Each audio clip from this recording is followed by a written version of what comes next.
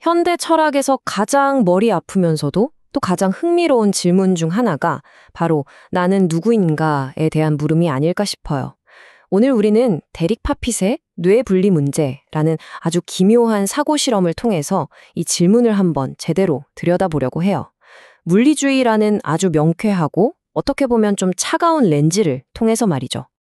자, 한번 상상해 보세요. 만약 당신의 뇌가 반으로 딱 나뉘어서 각각 새로운 몸에 이식된 다음에 깨어난다면 과연 당신은 어디에 있는 걸까요? 이 질문이 바로 오늘 우리가 함께 풀어야 할 미스터리의 핵심입니다. 자, 그래서 오늘 우리가 어떤 순서로 이 미스터리를 파헤쳐 볼 거냐면요. 우선 이 기묘한 수술이 대체 어떤 건지 그 배경부터 살펴볼 거고요.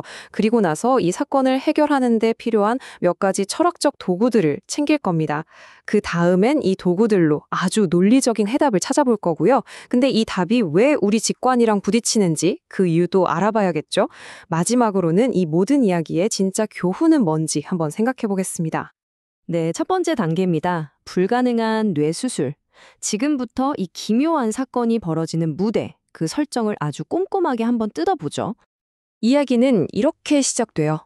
상상하기도 싫지만 끔찍한 사고가 나서 당신의 몸은 못 쓰게 됐습니다. 하지만 기적적으로 뇌는 아무런 손상 없이 온전하게 보존됐어요. 그리고 세계 최고의 외과 의사들이 당신의 뇌를 좌반구와 우반구 둘로 완벽하게 분리합니다. 마지막으로 이 두 뇌반구를 당신과 똑같이 생긴 완전히 새로운 두 개의 신체에 각각 이식하는 데 성공합니다. 자, 그리고 수술이 끝나고 눈을 떠보니 사람이 둘이 되어 있습니다. 한 명은 B, 다른 한 명은 C라고 부르죠.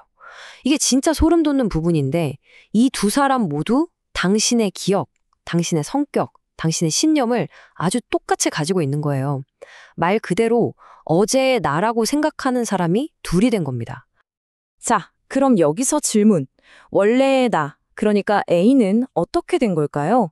내가 B가 된 걸까? 아니면 C? 혹시 둘 다 나인 건가? 그것도 아니면 나는 그냥 죽고 완전히 새로운 두 사람이 태어난 걸까요? 근데 잠깐만요. 내가 B이면서 동시에 C라는 건 좀 이상하죠? 그러면 B랑 C가 같은 사람이라는 소린데 둘은 엄연히 다른 몸을 가진 다른 사람이잖아요. 그쵸? 바로 여기서부터 머리가 아파지기 시작하는 겁니다. 자, 두 번째 파트입니다. 이 복잡한 문제를 풀려면 도구가 좀 필요하겠죠? 어려운 철학 이론이라기보단 이 사건을 해결할 탐정의 돋보기 같은 거라고 생각하시면 돼요. 그 첫 번째 도구가 바로 물리주의입니다. 이게 뭐냐면 아주 간단해요. 우리 세상은 결국 다 물질로 되어 있다는 거예요. 눈에 보이고 만질 수 있는 것들, 영혼이라든지 그런 신비로운 건 일단 없다고 보는 거죠. 자, 이 물리주의를 우리 마음에 한번 적용해 볼까요? 그럼 정신, 뇌, 동일론이라는 게 나와요. 이게 무슨 소리냐면요. 여러분의 생각, 감정 이런 게 뇌활동 때문에 생겨나는 게 아니라 그냥 뇌활동 그 자체라는 거예요. 진짜 말 그대로요. 물이랑 H2O가 똑같은 거잖아요. 그냥 부르는 이름만 다른 거죠. 그것처럼 사랑이라는 감정은 뇌의 특정 화학 반응이랑 그냥 똑같은 거라는 겁니다. 완전 동일한 거. 자, 그럼 여기서 진짜 결정적인 단서가 나옵니다. 나는 곧 내 뇌다. 여기까지 왔죠? 그럼 이런 질문이 생기잖아요. 어떻게 해야 계속 같은 뇌라고 할 수 있지? 바로 그 기준이 시공간적 연속성입니다. 말이 좀 어려워 보이죠? 근데 전혀 안 그래요. 그냥 하나의 길이라고 생각하시면 돼요. 쭉 이어지는 길. 어제의 나와 오늘의 내가 왜 같은 사람일까요? 아주 간단해요. 내 뇌가 어젯밤 잠자는 동안에도 오늘 아침에 깨어날 때도 단 한순간도 끊기지 않고 쭉 이어져 왔기 때문이에요. 그게 다입니다. 자, 그럼 이제 세 번째 파트, 우리가 지금까지 모은 도구들로 드디어 이 사건을 해결해 볼 시간입니다. 아마 좀 차갑게 들릴 수도 있는, 하지만 아주 명쾌한 답이 나올 거예요. 생각해 보세요. 나의 존재가 뇌라는 하나의 길을 따라가는 여정이라면 그 길이 갑자기 두 갈래로 나뉘어 버리면 어떻게 될까요?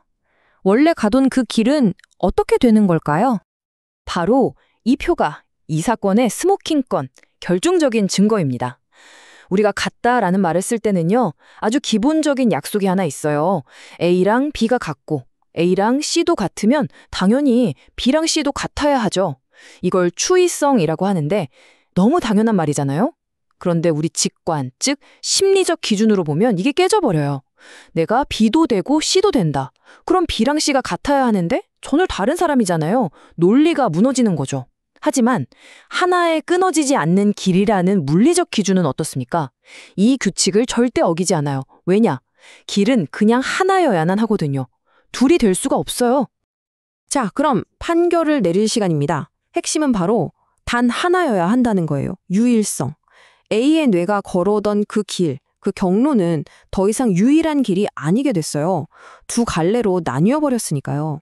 바로 그 순간 A라는 유일한 길은 끝난 겁니다. 네, 철학자 시오도어 사이더가 아주 명쾌하게 정리했죠. 물리주의의 결론은 이겁니다. 원래 사람 A는 죽었습니다. 그리고 완전히 새로운 사람 B와 C가 태어난 겁니다. 이게 바로 논리가 내놓는 아주 차갑지만 깨끗한 결론이죠. 자, 네 번째 파트입니다. 근데 아마 지금 듣는 분들 대부분이 속으로 이러실 거예요. 아니, 논리는 알겠는데 그래도 이건 좀 아니지 않나? 내가 그냥 죽었다고? 너무 찜찜한데? 맞아요. 이 정답, 정말 우리 직관이랑 너무 안 맞죠? 왜 그럴까요? 그 이유가 바로 심리적 연속성 때문입니다. 파피츠라는 철학자가 관계 R이라고 부른 건데요. 쉽게 말해서 내 기억, 내 성격, 내가 앞으로 뭘 할지에 대한 계획, 이런 심리적인 연결고리들이에요. 사실 우리가 나라고 생각하는 건 이런 것들이잖아요. 그쵸? 바로 이 지점에서 논리와 직관이 정면으로 부딪히는 겁니다. 한쪽에는 차가운 논리가 있어요. 단 하나의 길이 끊겼으니 너는 존재하지 않아. 아주 명확하죠. 근데 다른 한쪽에는 우리의 뜨거운 직관이 있는 거예요. 내 기억이랑 성격이 그대로 살아있는데? 그럼 된 거 아니야? 이건 살아남은 거지? 심지어 2배로 라고 외치는 거죠. 아, 그럼 우리 직관은 왜 이렇게 헷갈려 하는 걸까요? 이유는 생각보다 간단합니다.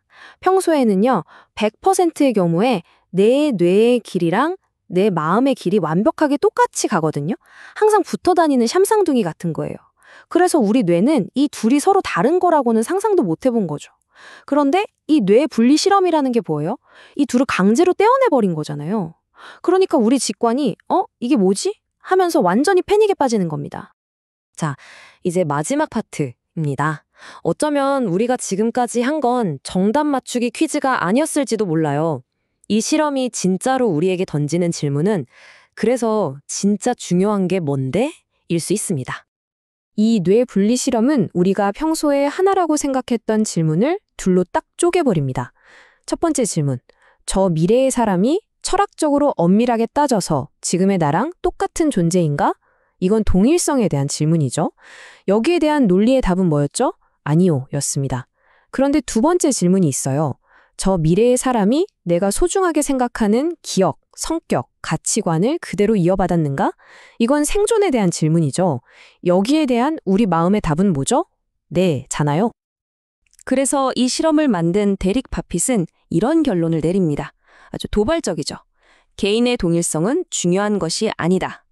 어쩌면 우리는 하나의 변치 않는 나라는 어떤 실체에 너무 집착해왔던 건 아닐까요? 정말 중요한 건 그 나라는 껍데기의 동일성이 아니라 내 삶을 만들어 온 소중한 기억과 관계들, 그 심리적인 연결들이 계속 이어져 나가는 것, 바로 그 자체일지도 모릅니다.